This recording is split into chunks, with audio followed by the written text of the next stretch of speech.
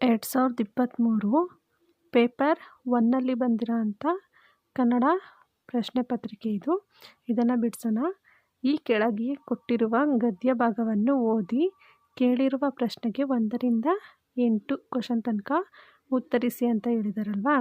So ಈ ಪ್ಯಾರಾಗ್ರಾಫ್ನ ನಾವು ಓದ್ಕೊಂಡು ಕ್ವಶನ್ ನಂಬರ್ 1ಇಂದ ಕ್ವಶನ್ ನಂಬರ್ 8 ತನಕ ನಾವು ಈ ಪ್ಯಾರಾಗ್ರಾಫಲ್ಲಿ ಆನ್ಸರ್ ಇರುತ್ತೆ, ಅದನ್ನು ಫೈಂಡ್ ಔಟ್ ಮಾಡಿ ಉತ್ತರಿಸಬೇಕು. ಮೊದಲನೇ ಕ್ವಶನ್ನು, ಚಂಪು ಕಾವ್ಯ ಪ್ರಕಾರವನ್ನು ಹೀಗೂ ಕರೆಯುವರು: ಮಿಶ್ರ ಕಾವ್ಯ, ಕಥನ ಕಾವ್ಯ, ಗದ್ಯ ಕಾವ್ಯ, ಖಂಡಕಾವ್ಯ. ಇದಕ್ಕೆ ಆನ್ಸರ್ ಇಲ್ಲಿದೆ ನೋಡಿ. ಚಂಪು ಎಂಬುದು ಇಲ್ಲಿದೆ ನೋಡಿ, ಮಿಶ್ರ ಕಾವ್ಯ ಎಂದು ಸಹ ಕರೆಯುವರು, ಮಿಶ್ರ ಕಾವ್ಯ. ಸೊ ಮಿಶ್ರ ಕಾವ್ಯ ಸರಿಯಾದ ಆನ್ಸರ್. ಕನ್ನಡ ಪ್ರಶ್ನೆ ಪತ್ರಿಕೆ 30 ಅಂಕಕ್ಕಿರುತ್ತೆ. 8 ಮಾರ್ಕ್ಸಿಗೆ ಗದ್ಯ ಭಾಗನ ಓದಿ ಉತ್ತರಿಸಬೇಕು. ಇನ್ನು 7 ಮಾರ್ಕ್ಸಿಗೆ ಪದ್ಯ ಭಾಗನ ಓದಿ ಅದರಲ್ಲಿ ಕ್ವಶನ್ಸ್ ಕೇಳಿರ್ತಾರೆ, ಅದಕ್ಕೆ ಉತ್ತರಿಸಬೇಕು. ನೆಕ್ಸ್ಟ್ ಇನ್ನು 10 ಮಾರ್ಕ್ಸಿಗೆ ಕನ್ನಡ ಬೋಧನಾಶಾಸ್ತ್ರದಿಂದ ಕ್ವಶನ್ಸ್ ಕೇಳಿರ್ತಾರೆ, ಅದಕ್ಕೆ ಉತ್ತರಿಸಬೇಕು. ನೆಕ್ಸ್ಟ್ ಇನ್ನು 5 ಮಾರ್ಕ್ಸಿಗೆ ಕನ್ನಡ ವ್ಯಾಕರಣದ ಬಗ್ಗೆ ಕ್ವಶನ್ಸ್ ಕೇಳಿರ್ತಾರೆ, ಟೋಟಲ್ಲು 30 ಮಾರ್ಕ್ಸಿಗೆ. ನೆಕ್ಸ್ಟ್ ಕ್ವಶನ್ ನಂಬರ್ 2 ನೋಡೋಣ. ಚಂಪಕಮಾಲೆ ಎಂಬುದು ಈ ಪದ್ಯ ಜಾತಿಗೆ ಸೇರಿದೆ: ತ್ರಿಪದಿ, ರಗಳೆ, ಕಂದಪದ್ಯ, ಖ್ಯಾತ ಕರ್ನಾಟಕ ವೃತ್ತ. ಇಲ್ಲಿದೆ ನೋಡಿ, ಖ್ಯಾತ ಕರ್ನಾಟಕಗಳೆಂದು ಕರೆಯುತ್ತಾರೆ, ಅವುಗಳೆಂದರೆ ಚಂಪಕಮಾಲೆ. ಸೊ ಖ್ಯಾತ ಕರ್ನಾಟಕ ಇದು ಉತ್ತರ ಆಗಿರುತ್ತೆ. ನೆಕ್ಸ್ಟ್ ಕ್ವಶನ್ನು, ಚಂಪು ಕಾವ್ಯಗಳಲ್ಲಿ ವಿಶೇಷವಾಗಿ ಬಳಕೆಯಾಗಿರುವ ಛಂದಸ್ಸು: ತ್ರಿಪದಿ, ಕಂದ, ಅಕ್ಕರ, ರಗಳೆ. ಇಲ್ಲಿದೆ ನೋಡಿ ಆನ್ಸರ್. ತ್ರಿಪದಿ, ಅಕ್ಕರ ಮತ್ತು ರಗಳಗಳು ಬಳಕೆಯಾಗಿದೆ. ಇಲ್ಲಿ ಕಂದದ ಬಳಕೆಯನ್ನು ವಿಶೇಷವಾಗಿ ಚಂಪು ಕಾವ್ಯದಲ್ಲಿ ಬಳಸುವರು, ಅದಕ್ಕೆ ಕಂದ ಆನ್ಸರು. ಇದಕ್ಕೆ ಆನ್ಸರ್ ಏನಾಗಿರುತ್ತೆ? ಕಂದ. ನೆಕ್ಸ್ಟು, ಲಂಬಸಂಧಿ ಆಶ್ವಾಸಗಳೆಂದು ವಿಭಾಗಗಳಾಗಿ ವಿಂಗಡಿಸಿರುವುದು: ಕಥೆಯ ವಸ್ತುಗಳಿಗೆ ಅನುಗುಣವಾಗಿ, ಕಥೆಯಲ್ಲಿ ಬಳಕೆಯಾದ ಪದ್ಯ ಜಾತಿಗೆ ಅನುಗುಣವಾಗಿ, ಕಥೆಯ ಬೇರೆ ಬೇರೆ ಘಟ್ಟಗಳಿಗೆ ಅನುಗುಣವಾಗಿ, ಕಥೆಯ ವರ್ಣನೆಗೆ ಅನುಗುಣವಾಗಿ. ಇಲ್ಲಿ ನೋಡಿ, ಬೇರೆ ಬೇರೆ ಘಟ್ಟಗಳಿಗೆ ಅನುಗುಣವಾಗಿ ಲಂಬಸಂಧಿ ಆಶ್ವಾಸಗಳೆಂದು ವಿಭಾಗಗಳಾಗಿ ವಿಂಗಡಿಸಲಾಗಿರುತ್ತದೆ, ಬೇರೆ ಬೇರೆ ಘಟ್ಟಗಳಿಗೆ ಅನುಗುಣವಾಗಿ. ಇದಕ್ಕೆ ನೋಡಿ ಆನ್ಸರು, ಕಥೆಯ ಬೇರೆ ಬೇರೆ ಘಟ್ಟಗಳಿಗೆ ಅನುಗುಣವಾಗಿ, ಇದು ಆನ್ಸರ್ ಆಗಿರುತ್ತೆ. ನೆಕ್ಸ್ಟು, ಈ ಲೇಖನವು ಹೇಳುವಂತೆ ಕಾವ್ಯವನ್ನು ಓದುವುದರಿಂದ ದೊರೆಯುವ ಪ್ರಯೋಜನಕ್ಕೆ ಹೀಗೆನ್ನುವರು: ಫಲಶ್ರುತಿ, ಮನೋರಂಜನೆ, ಪುಣ್ಯಪ್ರಾಪ್ತಿ, ಇಷ್ಟಾರ್ಥ ಸಿದ್ಧಿ. ಇಲ್ಲಿದೆ ನೋಡಿ ಆನ್ಸರು. ಫಲಶ್ರುತಿ ಅಂತ ಫಲವೆಂತಹುದು ಎಂಬುದನ್ನು ಹೇಳುತ್ತಾನೆ, ಇದಕ್ಕೆ ಫಲಶ್ರುತಿ ಎಂದು ಹೆಸರು. ಇದಕ್ಕೆ ಆನ್ಸರ್ ಬಂದು ಫಲಶ್ರುತಿ ಸರಿಯಾದ ಉತ್ತರ ಆಗಿರುತ್ತೆ. ನೆಕ್ಸ್ಟು, ಚಂಪು ಕಾವ್ಯಗಳ ವರ್ಣನೆಯಲ್ಲಿ ಮುಖ್ಯವಾಗಿರುವ ರಸಗಳು: ಕರುಣ, ಅದ್ಭುತ, ಶೃಂಗಾರ. ಶೃಂಗಾರ ವೀರ, ಶಾಂತ. ಶಾಂತ ಭಯಾನಕ, ರೌದ್ರ. ರೌದ್ರ ವೀರ, ಹಾಸ್ಯ. ಸೊ ಇಲ್ಲಿದೆ ನೋಡಿ, ಚಂಪು ಕಾವ್ಯಗಳಲ್ಲಿ 18 ವರ್ಣನೆಗಳಿದ್ದು ಶೃಂಗಾರ, ವೀರ, ಶಾಂತ ರಸಗಳು ಇದು ಆನ್ಸರ್ ಆಗಿರುತ್ತೆ. ಶೃಂಗಾರ, ವೀರ, ಶಾಂತ ರಸಗಳು. ಸೊ ಇದಕ್ಕೆ ಸರಿಯಾದ ಉತ್ತರ ಶೃಂಗಾರ, ವೀರ, ಶಾಂತ. ನೆಕ್ಸ್ಟು, ಚಂಪು ರೂಪವು ಹೆಚ್ಚು ಜನಪ್ರಿಯವಾಗಿದ್ದ ಯುಗ: ಪಂಪಪೂರ್ವ ಯುಗ, ಬಸವಯುಗ, ಕುಮಾರವ್ಯಾಸ ಯುಗ, ಪಂಪಯುಗ. ಇಲ್ಲಿದೆ ನೋಡಿ ಆನ್ಸರು. ಚಂಪು ರೂಪವು ಪಂಪಯುಗದಲ್ಲಿ, ಅಂದರೆ 10ರಿಂದ 12ನೇ ಶತಮಾನದವರೆಗಿನ ಅವಧಿಯಲ್ಲಿ ಹೆಚ್ಚು ಜನಪ್ರಿಯವಾಗಿತ್ತು. ಸೊ ಪಂಪಯುಗ ಇಸ್ ದ ಆನ್ಸರ್. ಸೊ ಇದು ಪಂಪಯುಗ ಸರಿಯಾದ ಉತ್ತರ ಆಗಿದೆ. ಕವಿ ತನ್ನ ಬಿರುದುಗಳನ್ನು ಯಾರಿಂದ ಕೃತಿ ರಚನೆಯಾಯಿತು ಎಂಬುದನ್ನು ಹೇಳಿಕೊಂಡಿರುವುದು ಇಲ್ಲಿ: ಇದಕ್ಕೆ ಆನ್ಸರ್ ಇಲ್ಲಿದೆ ನೋಡಿ. ಪ್ರತಿ ಸಂಧಿ ಅಥವಾ ಆಶ್ವಾಸದ ಕಡೆಯಲ್ಲಿ ಕವಿ ತನ್ನ ಬಿರುದುಗಳನ್ನು ಯಾರಿಂದ ಕೃತಿ ರಚನೆಯಾಯಿತು ಎಂಬುದನ್ನು ಹೇಳಿಕೊಂಡಿರುತ್ತಾನೆ ಕಾವ್ಯದ ಕೊನೆಯಲ್ಲಿ. ಸೊ ಇದಕ್ಕೆ ಆನ್ಸರು ಆಶ್ವಾಸದ ಕಡೆಯಲ್ಲಿ ಕವಿ ತನ್ನ ಬಿರುದುಗಳನ್ನು, ಇದೇ ಆನ್ಸರ್ ಆಗಿರುತ್ತೆ. ನೋಡಿ, ಪ್ರತಿ ಸಂಧಿ ಅಥವಾ ಆಶ್ವಾಸದ ಕಡೆಯಲ್ಲಿ, ಇಲ್ಲಿ ಆರಂಭದಲ್ಲಿ ಅಂತ ಕೊಟ್ಟಿದ್ದಾರೆ, ಕನ್ಫ್ಯೂಸ್ ಮಾಡ್ಕೋಬಾರ್ದು.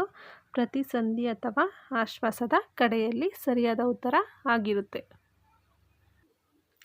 ನೆಕ್ಸ್ಟು, ಈ ಕೆಳಗೆ ಕೊಟ್ಟಿರುವ ಪದ್ಯವನ್ನು ಓದಿ ಕೇಳಿರುವ ಪ್ರಶ್ನೆಗಳಿಗೆ 9ರಿಂದ 15 ಉತ್ತರಿಸಿ. 9ರಿಂದ 15 ಕ್ವಶನ್ಸ್ ಏನಾಗಿರುತ್ತೆ, ಪದ್ಯ ಭಾಗನ ಓದಿ ಉತ್ತರಿಸಬೇಕಾಗಿರುತ್ತೆ. ಸೊ ಇಲ್ಲಿ 9ನೇ ಕ್ವಶನ್ನು, ಕವಿಗೆ ಹೀಗೆ ಬದುಕುವುದು ಇಷ್ಟವಿಲ್ಲ. ಸೊ ಇಲ್ಲಿ ಆಪ್ಷನ್ಸು: ಬಚ್ಚಿಟ್ಟುಕೊಂಡು ತನ್ನ ಪಾಡಿಗೆ ತಾನು, ನಂಬಿ ಕಾಯುತ್ತಾ, ಮಲಗಿರುವ ಬೀಜಗಳ ಕಣ್ಣ ತೆರೆಸುತ್ತಾ.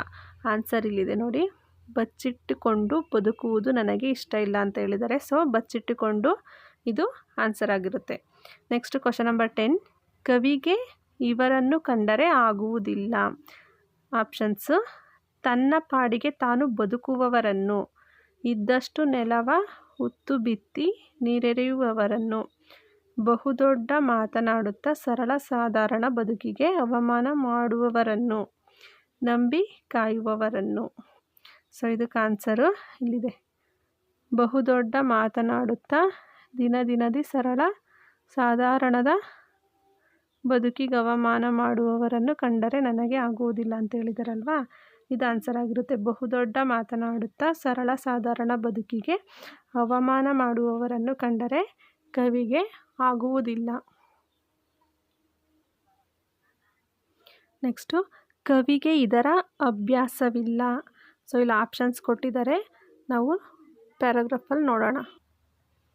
ಇಲ್ಲಿದೆ ನೋಡಿ, ತೂಗಾಡುವ ಕಿರೀಟಗಳಿಗೆ ತಕ್ಕಂತೆ ತಲೆಯ ಆಕಾರಗಳನ್ನು ಬದಲಾಯಿಸುತ್ತಾ ಪರದಾಡುವುದು ನನಗೆ ಅಭ್ಯಾಸವಿಲ್ಲ ಅಂತ ಹೇಳಿದಾರಲ್ವ, ಇದು ಆನ್ಸರ್ ಆಗಿರುತ್ತೆ. ಇಲ್ಲಿ ನೋಡಿ, ತೂಗಾಡುವ ಕಿರೀಟಗಳಿಗೆ ತಕ್ಕಂತೆ ತಲೆಯ ಆಕಾರಗಳನ್ನು ಬದಲಾಯಿಸುತ್ತಾ ಪರದಾಡುವುದು ಕವಿಗೆ ಅಭ್ಯಾಸವಿಲ್ಲ, ಇದು ಸರಿಯಾದ ಉತ್ತರ ಆಗಿರುತ್ತೆ. ನೆಕ್ಸ್ಟ್ ಕ್ವಶನು, ಕವಿ ಹೀಗೆ ಬದುಕುತ್ತೇನೆ ಎನ್ನುತ್ತಾರೆ. ಇಲ್ಲಿ ಆಪ್ಷನ್ಸ್ ಕೊಟ್ಟಿದ್ದಾರೆ, ಆನ್ಸರ್ ನೋಡೋಣ. ಇಲ್ಲಿದೆ ನೋಡಿ, ಹೇಗೋ ತನ್ನ ಪಾಡಿಗೆ ತಾನು ಬದುಕುತ್ತೇನೆ ಅಂತ ಏನು ಹೇಳಿದ್ದಾರೆ, ಕವಿ ಹೇಳಿದ್ದಾರೆ, ಇದೇ ಸರಿಯಾದ ಉತ್ತರ ಆಗಿರುತ್ತೆ. ಇಲ್ಲಿದೆ ನೋಡಿ, ಹೇಗೋ ತನ್ನ ಪಾಡಿಗೆ ತಾನು, ಕವಿ ಹೀಗೆ ಬದುಕುತ್ತೀನಿ ಎಂದು ಹೇಳಿದ್ದಾರೆ. ನೆಕ್ಸ್ಟು, ಕವಿ ನೆಲವನ್ನು ಉತ್ತಿ ಬಿತ್ತಿ ನೀರೆರೆಯುವುದು. ಆಪ್ಷನ್ಸ್ ಕೊಟ್ಟಿದ್ದಾರೆ, ಆನ್ಸರ್ ನೋಡೋಣ. ಇಲ್ಲಿದೆ ನೋಡಿ ಆನ್ಸರು, ನೆಲವ ಉತ್ತು ಬಿತ್ತಿ ನೀರೆರೆದು ಮಲಗಿರುವ ಬೀಜಗಳ ಕಣ್ಣು ತೆರೆಸುತ್ತೇನೆ ಅಂತ ಹೇಳಿದ್ದಾರೆ, ಇದು ಆನ್ಸರ್ ಆಗಿರುತ್ತೆ. ಓಕೆನಾ, ಮಲಗಿರುವ ಬೀಜಗಳ ಕಣ್ಣು ತೆರೆಸಲು, ಇದು ಸರಿಯಾದ ಉತ್ತರ ಆಗಿರುತ್ತೆ. ನೆಕ್ಸ್ಟು, ಕವಿ ಸಸಿಗಳ ಕುರಿತು ನಂಬಿಕೆಯಿಂದ ಕಾಯುತ್ತಿರುವುದು. ಆನ್ಸರ್ ಇಲ್ಲಿದೆ ನೋಡಿ, ಒಂದೆರಡಾದರೂ ಬೀಜವಾಗುವಂಥ ಹಣ್ಣು ಬಿಟ್ಟವೆಂದು, ಇದು ಆನ್ಸರ್ ಆಗಿರುತ್ತೆ. ನಂಬಿ ಕಾಯುತ್ತೇನೆ, ಇದಕ್ಕೆ ಆನ್ಸರು ಕವಿ ಸಸಿಗಳ ಕುರಿತು ನಂಬಿಕೆಯಿಂದ ಕಾಯುತ್ತಿರುವುದು, ಒಂದೆರಡಾದರೂ ಬೀಜವಾಗುವಂಥ ಹಣ್ಣು ಬಿಟ್ಟವೆಂದು, ಇದು ಸರಿಯಾದ ಉತ್ತರ ಆಗಿರುತ್ತೆ. ನೆಕ್ಸ್ಟ್ ಕ್ವಶನ್ ನಂಬರ್ 15, ಪರದಾಡುವುದು ಎಂದರೆ. ಆಪ್ಷನ್ಸು: ಬವಣೆ ಪಡುವುದು, ನೆಮ್ಮದಿಯಿಂದ ಇರುವುದು, ಖುಷಿ ಅನುಭವಿಸುವುದು, ಸರಳವಾಗಿ ಬದುಕುವುದು. ಪರದಾಡೋದು ಅಂದರೆ ಬವಣೆ ಪಡೋದು ಅಂತ ಅರ್ಥ, ಇದು ಬವಣೆ ಪಡುವುದು ಸರಿಯಾದ ಉತ್ತರವಾಗಿದೆ. ನೆಕ್ಸ್ಟ್, ಉತ್ತಮ ಆಲಿಸುವಿಕೆಯ ಲಕ್ಷಣ ಇದಾಗಿದೆ. ಉತ್ತಮ ಆಲಿಸುವಿಕೆ ಅಂದರೆ ಚೆನ್ನಾಗಿ ಕೇಳಿಸ್ಕೊಳ್ಳೋದು, ಮೇಲಿರಿಮೆ ಅಥವಾ ಕೀಳಿರಿಮೆಯಿಂದ ಕೇಳುವುದು ಅಲ್ಲ. ಉತ್ತಮ ಭಾಷಾ ಸಾಮರ್ಥ್ಯದೊಂದಿಗೆ ಆಲಿಸುವುದು, ಇದು ಸರಿಯಾದ ಉತ್ತರ ಆಗಿರುತ್ತೆ. ಆಲಿಸುವಿಕೆಯಲ್ಲಿ ಹಿಮ್ಮೆರಳುವಿಕೆ ಇರುವುದು, ಹೇಳುವ ವ್ಯಕ್ತಿಯ ಕುರಿತು ಪೂರ್ವಗ್ರಹ ಭಾವನೆ ಇರುವುದು ಅಲ್ಲ. ಉತ್ತಮ ಭಾಷಾ ಸಾಮರ್ಥ್ಯದೊಂದಿಗೆ ಆಲಿಸುವುದು ಸರಿಯಾದ ಉತ್ತರ ಆಗಿರುತ್ತೆ. Next question number 17. ಮುದ್ರಿತ ವಿಷಯವನ್ನು ವೇಗವಾಗಿ ಓದುತ್ತಾ ಅದೇ ವೇಗದಲ್ಲಿ ಅರ್ಥ ಮಾಡಿಕೊಳ್ಳುವ ಓದುಗಾರಿಕೆಯ ವಿಧಾನ. ವೇಗವಾಗಿ ಓದಿ ಅರ್ಥ ಮಾಡ್ಕೊಳ್ಳೋ ಅಂಥ ವಿಧಾನ ಯಾವುದು? ಗಟ್ಟಿ ಓದು, ವಿಷಯ ಸಂಗ್ರಹಣ ಓದು, ವಿಮರ್ಶಕ ಓದು, ವೇಗವರ್ಧಿತ ಓದು. ವೇಗವರ್ಧಿತ ಓದು ಸರಿಯಾದ ಉತ್ತರ ಆಗಿರುತ್ತೆ. ಉತ್ತಮ ಕೈಬರಹದ ಲಕ್ಷಣ. Question number 18. ಆಪ್ಷನ್ಸ್ ಕೊಟ್ಟಿದ್ದಾರೆ.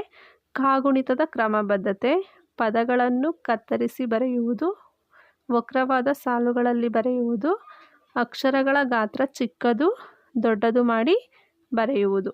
ಉತ್ತಮ ಕೈಬರಹದ ಲಕ್ಷಣ ಅಂದರೆ ಕಾಗುಣಿತದ ಕ್ರಮಬದ್ಧತೆ. ಕಾಗುಣಿತವನ್ನು ಕ್ರಮಬದ್ಧವಾಗಿ ಬರೆಯುವಂಥದ್ದು.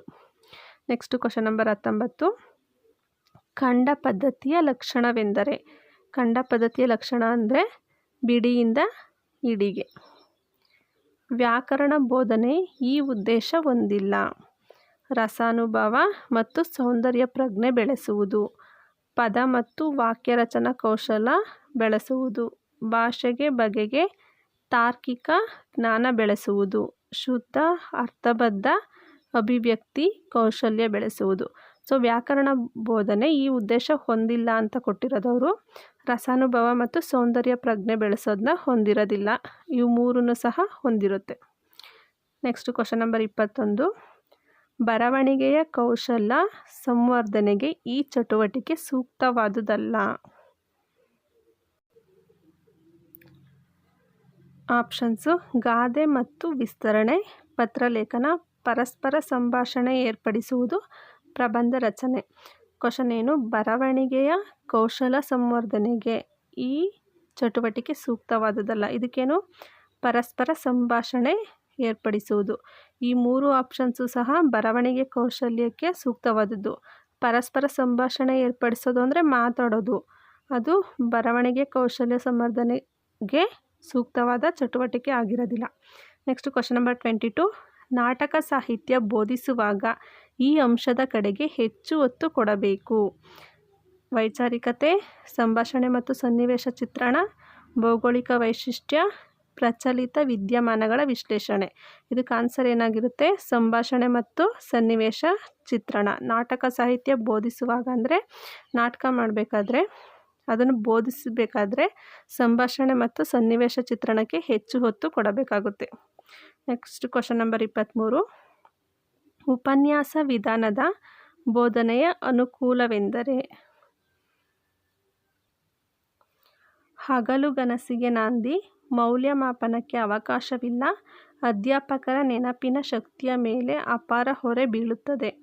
ಎಂತಹ ದೊಡ್ಡ ಗುಂಪು ಸಭೆಗಳಿಗೂ ಇದನ್ನು ಹೊಂದಿಸಬಹುದು. ಉಪನ್ಯಾಸ ವಿಧಾನದ ಬೋಧನೆ ಅಂದರೆ ಎಂತಹ ದೊಡ್ಡ ಗುಂಪು ಅಥವಾ ಸಭೆಗಳಿಗೂ ಇದನ್ನು ಹೊಂದಿಸಬಹುದು. ಇದು ಸರಿಯಾದ ಉತ್ತರ ಆಗಿರುತ್ತೆ.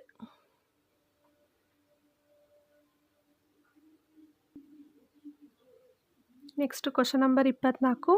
ಹೌದು, ಚೆನ್ನಾಗಿದೆ, ಅದ್ಭುತ ಸರಿಯಾದ ಹೇಳಿಕೆ ಈ ಶಬ್ದಗಳು. ಹೌದು, ಚೆನ್ನಾಗಿದೆ, ಅದ್ಭುತ ಅಂತ ಹೇಳ್ತಾರಲ್ವ, ಈ ಶಬ್ದಗಳು ಯಾವುದು ಅಂತ ಕೇಳಿದರೆ ಧನಾತ್ಮಕ ಶಾಬ್ದಿಕ ಅಭಿವರ್ಧನಗಳು, ಧನಾತ್ಮಕ ಅಶಾಬ್ದಿಕ ಅಭಿವರ್ಧನಗಳು, ಋಣಾತ್ಮಕ ಶಾಬ್ದಿಕ ಅಭಿವರ್ಧನಗಳು, ಋಣಾತ್ಮಕ ಅಶಾಬ್ದಿಕ ಅಭಿವರ್ಧನಗಳು. ಹೌದು, ಚೆನ್ನಾಗಿದೆ, ಅದ್ಭುತ ಇದೆಲ್ಲ ಏನು? ಪಾಸಿಟಿವ್ ಆಗಿ ಹೇಳೋ ಅಂಥದ್ದು. ಶಾಬ್ದಿಕ ಅಂದರೆ ವಾಯ್ಸ್ ಕೊಟ್ಟು ಹೇಳ್ತೀವಿ, ಅಶಾಬ್ದಿಕ ಅಂದರೆ ವಾಯ್ಸಲ್ಲಿ ಹೇಳಲ್ಲ, ಬರೀ ಆ್ಯಕ್ಟಿಂಗ್ ಮಾಡ್ಕೊಂಡು ಹೇಳ್ತೀವಿ. ಓಕೆನಾ? ಧನಾತ್ಮಕ ಶಾಬ್ದಿಕ ಅಭಿವರ್ಧನೆಗಳು ಇದು ಆನ್ಸರ್ ಆಗಿರುತ್ತೆ. Next question number 25. ಘಟಕ ಯೋಜನೆಯ ಆಧಾರದಲ್ಲಿ ಅಧ್ಯಾಪಕರು ಉಪಘಟಕಗಳನ್ನು ವಿಶ್ಲೇಷಿಸಿ ಬೋಧಿಸಿದ ನಂತರ ವಿದ್ಯಾರ್ಥಿಗಳ ಕಲಿಕೆಯ ಸಾಮರ್ಥ್ಯವನ್ನು ಬೆಲೆ ಕಟ್ಟಲು ಕೈಗೊಳ್ಳುವ ಪರೀಕ್ಷೆ. ಸೊ ಈಗ ಒಂದು ಲೆಸನ್ ಆದಮೇಲೆ ಅಧ್ಯಾಪಕರು ವಿದ್ಯಾರ್ಥಿಗಳಿಗೆ ಘಟಕ ಪರೀಕ್ಷೆನ ಕೊಡ್ತಾರೆ. ನೈದಾನಿಕ ಪರೀಕ್ಷೆ, ಸಾಫಲ್ಯ ಪರೀಕ್ಷೆ, ವಾರ್ಷಿಕ ಪರೀಕ್ಷೆ, ಘಟಕ ಪರೀಕ್ಷೆ. ಒಂದು ಲೆಸನ್ ಘಟಕ ಆದ ತಕ್ಷಣ ಅವರು ವಿದ್ಯಾರ್ಥಿಗಳ ಕಲಿಕೆಯ ಗುಣಮಟ್ಟ ಸಾಮರ್ಥ್ಯವನ್ನು ಕಂಡುಹಿಡ್ಕೊಳ್ಳೋದಕ್ಕೆ ಘಟಕ ಪರೀಕ್ಷೆನ ಕೊಡ್ತಾರೆ. Next question number 26. ಕಡುವೆಳ್ಪು ಪದವು ಆದೇಶ ಸಂಧಿ, ಆಗಮ ಸಂಧಿ, ಜತ್ವ ಸಂಧಿ ಲೋಪ ಸಂಧಿ. ಕಡುವೆಳುಪು ಅನ್ನೋ ಪದ ಆದೇಶ ಸಂಧಿಯಾಗಿರುತ್ತೆ. Question number 27. ಲಿಪಿಯಲ್ಲಿ ಈ ಪದದಲ್ಲಿರುವ ವಿಭಕ್ತಿ ಮತ್ತು ಅದರ ಕಾರಕಾರ್ಥಗಳ ಸರಿಯಾದ ಜೋಡಿ. ಲಿಪಿಯಲ್ಲಿ, ಅಲ್ಲಿ ಅನ್ನೋದು ಸಪ್ತಮಿ ವಿಭಕ್ತಿ ಪ್ರತ್ಯಯ, ಅದರಲ್ಲಿರೋದು ಅಧಿಕರಣ ಕಾರಕ. ಇದು ಸರಿಯಾದ ಉತ್ತರ ಆಗಿರುತ್ತೆ. ಲಿಪಿಯಲ್ಲಿ ಸಪ್ತಮಿ ವಿಭಕ್ತಿ ಪ್ರತ್ಯಯ, ಅಧಿಕರಣ ಕಾರಕ. Next question number 28. ಮನುಷ್ಯ ಎಂಬ ಪದವು ಅಂಕಿತನಾಮ, ಅನ್ವರ್ಥನಾಮ, ರೂಢನಾಮ, ಭಾವನಾಮ.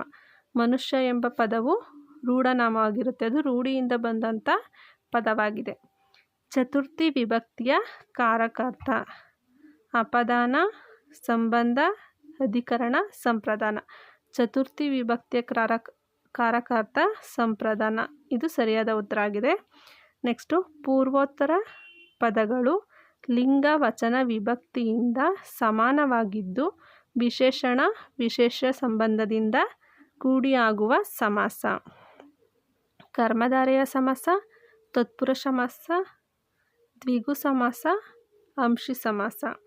ಸೊ ಇದಕ್ಕೆ ಆನ್ಸರು ವಿಶೇಷಣ ಮತ್ತು ವಿಶೇಷ್ಯ ಅಂತ ಬಂದರೆ ಅದು ಕರ್ಮಧಾರೆಯ ಸಮಾಸ ಆಗಿರುತ್ತೆ. ಸೊ ಇದು ಪೇಪರ್ 2 ಕನ್ನಡ ಕ್ವಶನ್ ಪೇಪರ್ ಆಗಿದೆ. 2023 ಕ್ವಶನ್ ಪೇಪರ್. ಈ ವಿಡಿಯೋ ನಿಮಗೆ ಇಷ್ಟ ಆದರೆ ಲೈಕ್ ಮಾಡಿ, ಶೇರ್ ಮಾಡಿ, ನನ್ನ ಚಾನಲ್ನ ಸಬ್ಸ್ಕ್ರೈಬ್ ಮಾಡಿ. Thank you for watching.